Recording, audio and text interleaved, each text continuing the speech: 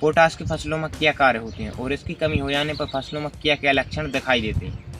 Potash एक प्राथमिक पोषक तत्व होता है जो कि नाइट्रोजन फास्फोरस के बाद तीसरे नंबर पर फसलों के लिए सबसे अधिक महत्वपूर्ण पोषक तत्व है, जिसका पहला कार्य होता है कि पौधों की पत्तियां जो होती हैं उनमें रंध्रों के द्वारा सूर्य के प्रकाश संश्लेषण से पौधों में भोजन बनाने का कार्य करना, जिससे फसलों की वृद्धि उसके समय के अनुसार हो सके। तो इसका दूसरा कार्य है जो होता है कि फसलों में फूलों की संख्या में वृद्धि करता। तीसरा जो मुख्य कार्य होता है फलियों के आकार को बढ़ाना और दाने में चमक लाना, जिससे कि फसल की उत्पादन में वृद्धि हो। यदि धान में इस पोषक तत्व की कमी हो जाए तो धान की फसल में भी इन बालियों की संख्या में कमी रह जाती है और दाने भी कम भर पाते हैं। यदि मक्के की फसल की बात करें तो मक्का के भुट्टे का आकार गड़बड़ हो जाता है और उसमें दाने भी ठीक तरीके से नहीं पड़ पाते हैं और इसके दाने में चमक नहीं रहती है, जिसके कारण फसल के उत्पादन में भारी नुकसान होता है। इस पोषक तत्व का यदि आपकी फसल में छिड़काव करना चाहते हैं, बाजार में एक तत्व होता है जो कि रिच पोटास होता है, और यदि भुरकाव करना चाहते हैं तो एक म्यूरेट ऑफ पोटास होता है,